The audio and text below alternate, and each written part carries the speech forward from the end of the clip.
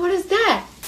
The following video is a rant. Please do not take this man serious in any way, shape, or form, but at the same time, take it however you want. This is my opinion.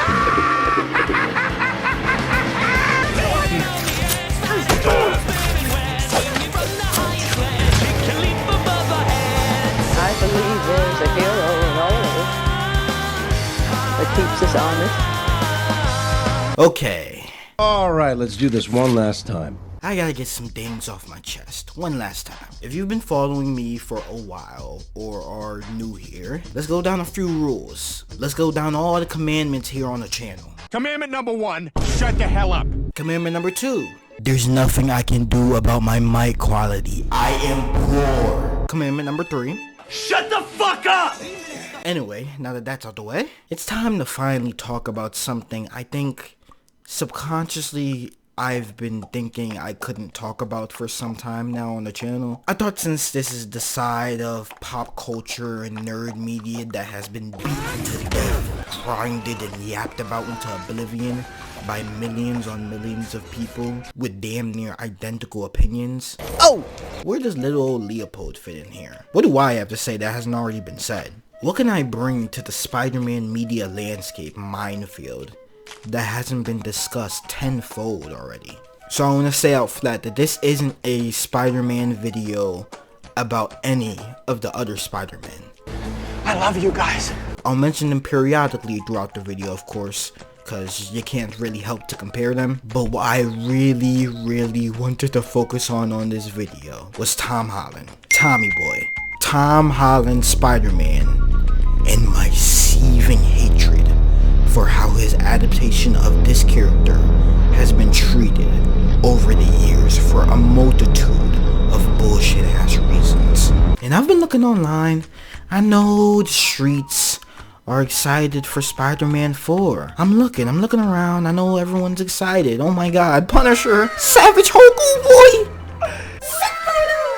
Oh my god, he's tough. He's tough. I told you he's tough. He's tough. And I'm just sitting here like, yeah, I hope the movie is good too. Shit, I want this movie to be fantastic. Say that again? But I'll be honest, I'll be honest. This movie better be good, or I'm going to fucking lose it. Now listen, I am a big Tom Holland truther. I am a supporter. I think this British bloke can act his ass off. He bagged the biggest movie star in America by being silly and goofy.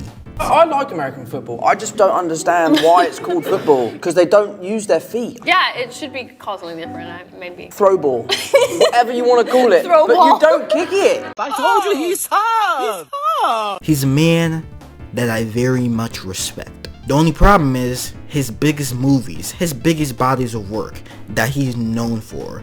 The movies that I was wrapped up in a spider blanket in the movie theaters to watch, ready to sit down and enjoy. The longer I sit with them over the years, the more they've disappointed me on inevitable rewatches for so many avoidable damn reasons. If it isn't just flat out bad writing, the Marvel machine formula keeping Spider-Man stories from greatness, or just fucking studio politics.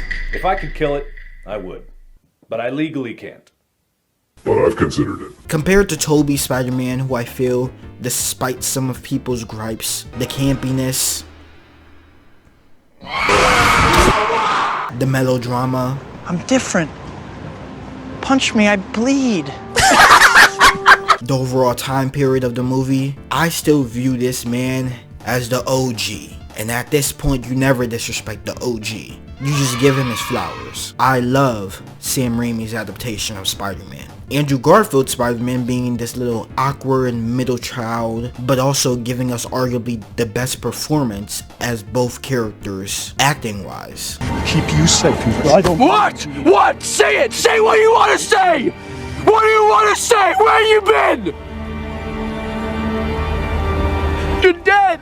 But couldn't do shit with it because the writing on his movies were such a disgusting mess. He's remembered as nothing but wasted potential. That's some bullshit. And then there's Tom. Marker. Whenever you're ready. Ready? Mm-hmm. Peter, are you hiding something? How dare you? I've never been so insulted in my life. Tom, Peter's not British. He's from New York. Oh, he is? Oh, alright. Give me a minute. Okay. Peter, are you hiding something? Yo, what am I dead? I'm gonna pull up on you. Word to my heart, word to. Let's start off with some positivity. I think it goes without much fanfare that Spider-Man's introduction into the MCU was fantastic to me. That movie was already doing so much, and then smash cut to Bird's timing.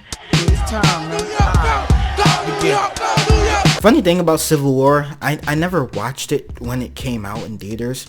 I watched it at home randomly and had no clue that Spider-Man was in the movie. I know that was a big thing at the time. Getting introduced to the youngest Peter Parker we've ever seen in live action, played by an actor with a baby face that actually made him look his age, compared to his big brothers, where the writers wanted to make us believe that this motherfucker is a teenager. That is a grown ass man. They did so many of the right things here. I have mixed feelings now that I'll discuss later, but I've always loved creatively the different ways writers would play the responsibility mantra of Spider-Man. With great power comes Don't you dare finish that sentence. Don't do it.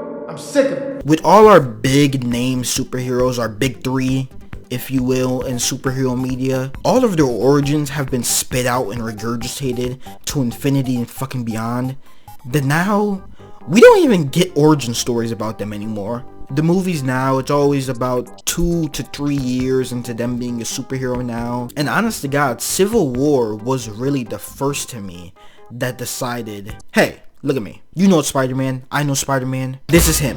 This is what he does. Okay? We're gonna put him in the movie now. And then we just have classic Spider-Man scenes.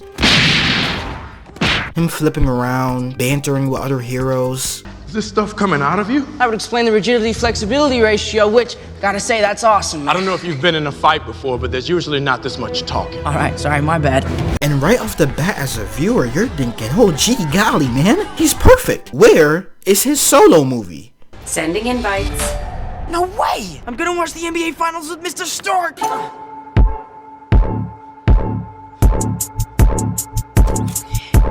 And then he gets a solo movie. It's fun. It's different.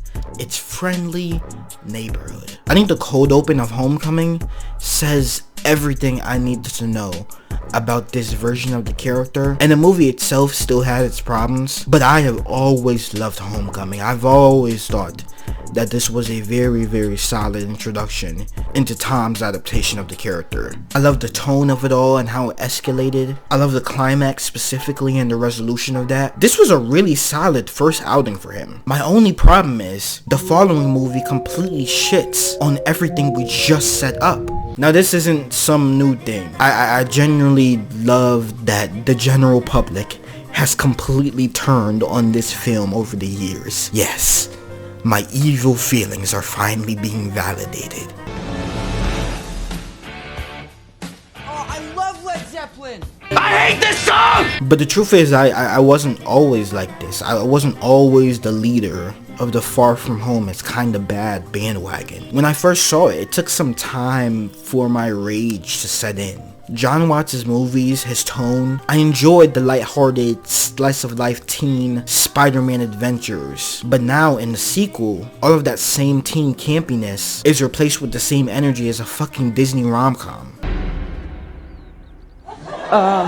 Sorry? That was not funny, nigga. It was funny to me, man. It also turns out taking Spider-Man out of New York for an entire movie isn't as interesting as we thought. I wish his slight crush on MJ was something that was, you know, established in Homecoming. I know the main focus was his romance with Liz, as well as it being very teenager to bounce from crush to crush, but it just feels so jarring for me. It didn't feel earned.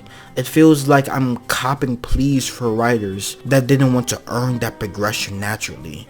And I'm not gonna lie about it anymore. Undercutting your last story arc for Peter by having him repeat the same damn story arc basically in 3 different movies. What is going on here? Am I tripping? Is it just me? Homecoming. I want to impress Mr. Stark, get the girl, find the crown, go to Shell City, save Bikini Bottom and Mr. Krabs. But oh no! My girlfriend's dad is the bad guy I've been fighting this whole time.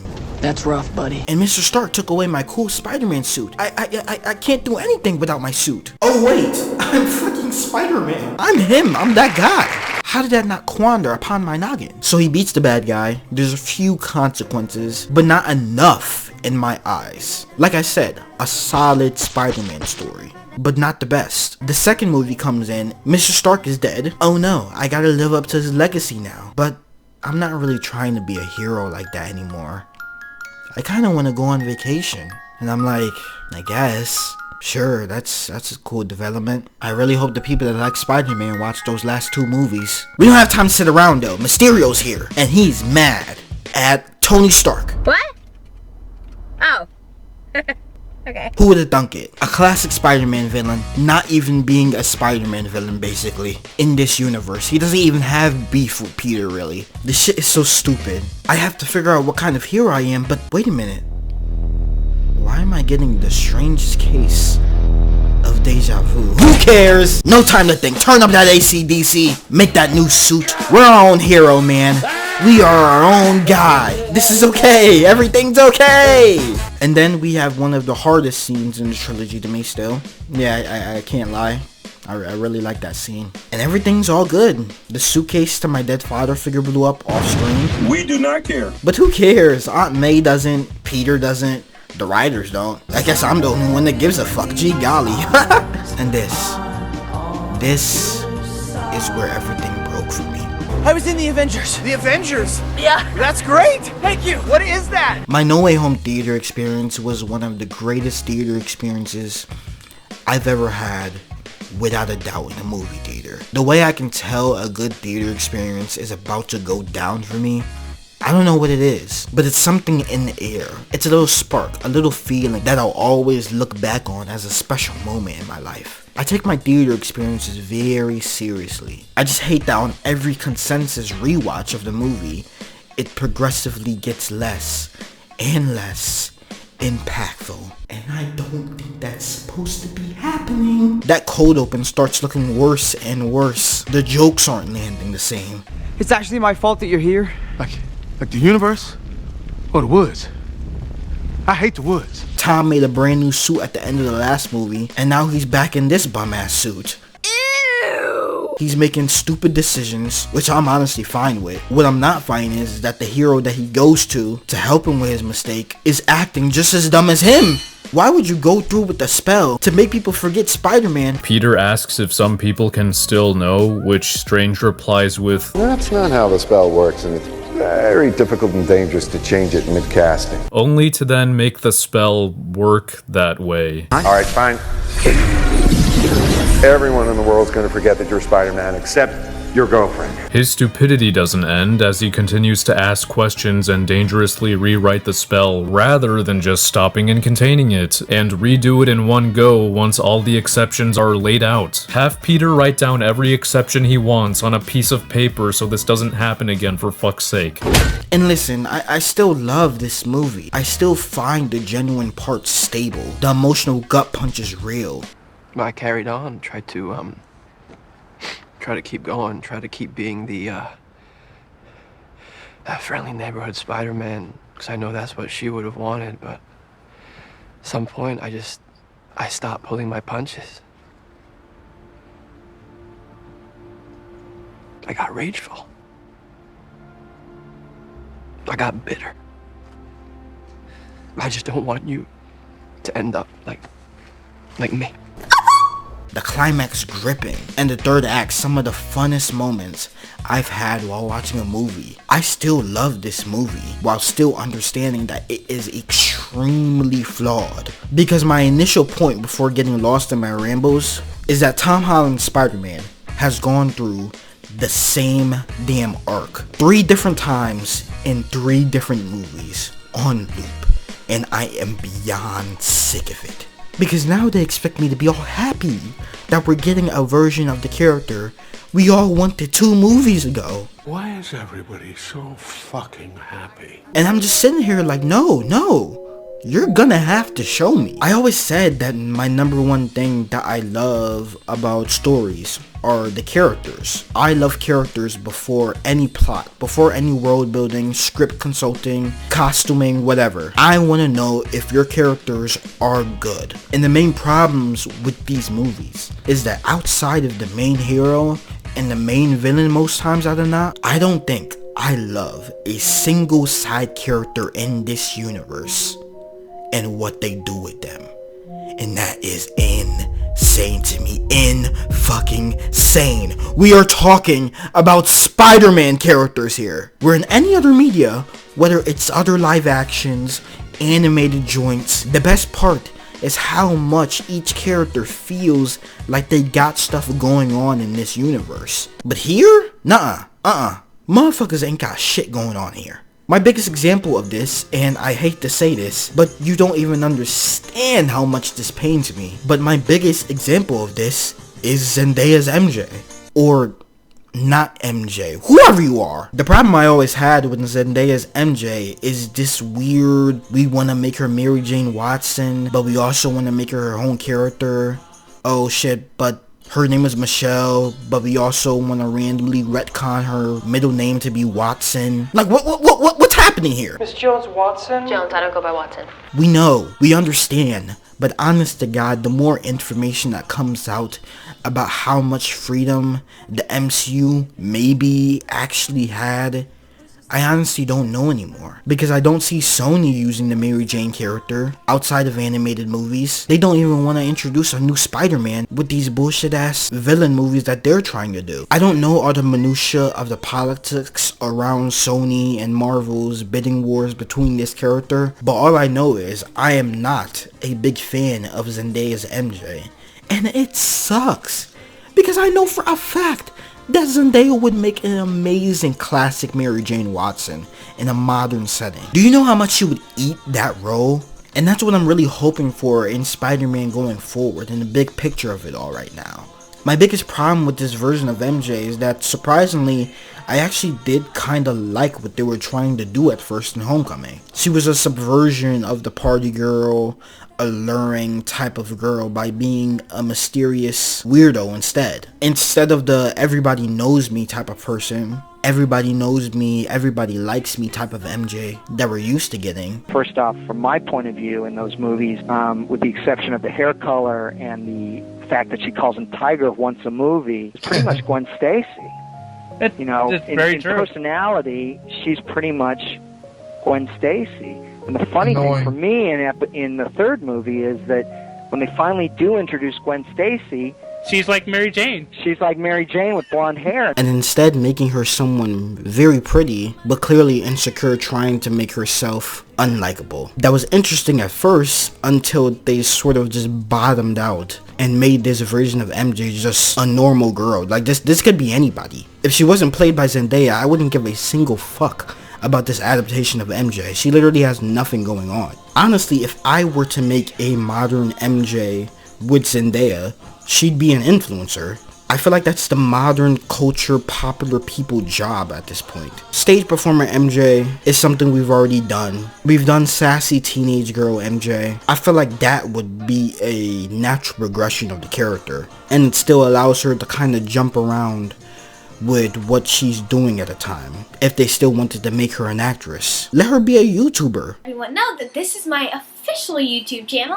and this is my very first YouTube video, so I don't really know what to say. Give her a personality. Let her be a IG model, an activist, a Twitter journalist. Take Marin Kitagawa from My Dress Up Darling. That's literally her to me. A carefree, extroverted spirit that just makes everybody feel good in the room. I like that she doesn't really wear makeup. That fits this version of the character. But I also don't think what they were going for, what they're doing at this point, justifies us deviating away from the classic Mary Jane Watson archetype. Because like I said, I don't know a goddamn thing about Michelle Jones. I know that she has a dad. Is he abusive? Is he in her life? Is he anything? Is he even a character? I don't know what she wakes up worrying about. What she goes to bed thinking about. I don't like her outfits, man. She ain't got no sauce, no seasoning, no nothing. The way Zendaya looked always made me so upset. It's not like I'm trying to have her wear some of the stuff that Mary Jane wears in the comics. That's not what I'm ranting about here. Even though, I mean, come on. Look how good she would look. What I'm saying is, it didn't feel like Zendaya was playing a character. It kind of felt like I was just watching Zendaya on screen. Like I was just watching her be a regular teenage girl. She didn't have none of the qualities of the character she was supposed to be that actually made her interesting. The mysterious persona stuff she was doing in Homecoming is a completely different persona from Far From Home to No Way Home. The inconsistencies of her character from movie to movie infuriate me to no end. Just like every other inconsistency in this damn franchise. I can't tell the difference between Zendaya's MJ and Zendaya's Rue from Euphoria. This is the same character for me, damn near, looks-wise. They're the same picture. She has none of the charm to make her a unique character the way that Mary Jane is outside of her relationship with Spider-Man. And every single adaptation I've seen Mary Jane, I've honestly liked her just as much as Spider-Man. Yes, even her. Say what you will about the writing on Kristen's character, but I honestly thought she was much more fascinating, even if she was a bit of a bad person. That's interesting to me. So I honestly don't want to hear any more bullshit. I know what I want for the future of this character. I think everybody wants the same exact thing. We all want her to have a minor role in this Spider-Man 4 and then come back ready for college, like she basically reinvented herself, give her some more personality, a little bit more insecurities, but in a different way. Shit, make the red hair that she dyes, make all the cool outfits that she wears a representation of how much she wanted to reinvent herself post high school and the image people had of her. Make it be about how she feels about herself in a general positive or negative way. Just fucking do something with her. Because what you've been doing is something I can't get jiggy with. And that goes double for Nettie Boy right here. I don't know what they're gonna do when they inevitably introduce Miles Morales into this universe. Cause they basically gave Tom Holland his best friend, but God bless who has to write that shit. Good lord. Good luck to you, man. Ned faces the same problems that I have with MJ. Look at the previous Spider-Man films. Look at MJ. Look at Gwen. Look at Harry. Yes, even him too. You knew their wants and needs, their life, their personal struggles. I don't know a goddamn thing about Ned, bro. Close your eyes. Can you see his character traits? You can't. I'm not expecting the comic relief guy to be the most profoundly impactful character on screen. If he's gonna be here, if he's gonna be in these movies, make him more interesting, man. Make me actually care about him, cause high key, if we get 3 more Spider-Man films after this, I can do without him. And I'm sorry, Jacob. I know you're probably a cool dude. It's not your fault. It just has to be said because what's not understood has to be explained. And that's all the more evident with my last gripe about these movies and Tom Holland's Spider-Man as a whole. His relationship with his parent figures. You'll never be him. In No Way Home, Aunt May feels like a completely different character than what she was 2 movies ago. Before, she was the cool, hot mom archetype that all the men in every movie would make jokes about. Haha, very funny. Hey May, how you doing? What are you wearing? Something skimpy, I hope. In No Way Home, now she wants to go back to being Peter's moral center. Now she wants to start giving out responsibility advice. Wait, you don't mean... No, May, this isn't my problem. Peter, not your problem? Look around you. This is what we do. We help people. Where was all this in the last movies when you found out your son dresses up as a vigilante basically and goes out and fights crime and almost dies every night? Do you have any input, any worry as his mother figure of the danger he's putting himself in? Can we get one scene in the sequel since, you know, the first movie ended with that reveal? What the f***?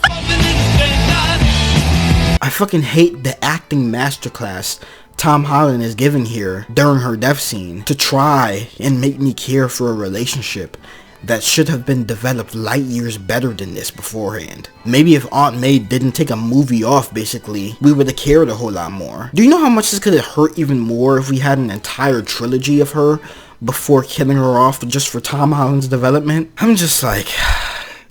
I don't know, man. Like, I just can't do it anymore. The main reason people can't vibe with Spider-Man glazing Tony Stark without once mentioning the existence of his actual father figure is insane to me. We don't even know if Uncle Ben even exists in the MCU. Y'all do know how insane that sounds to me? It is crazy to me that we are about to be on movie number 7 featuring Tom Holland as Spider-Man, and we still don't know if his actual father figure exists inside this universe. And then I'm supposed to get fucking excited for this inevitable retcon once they clear up any bullshit rights with Sony for the character to even mention the name Uncle Ben. I'm supposed to sit here and act like it was always there and get excited about it. And you know what?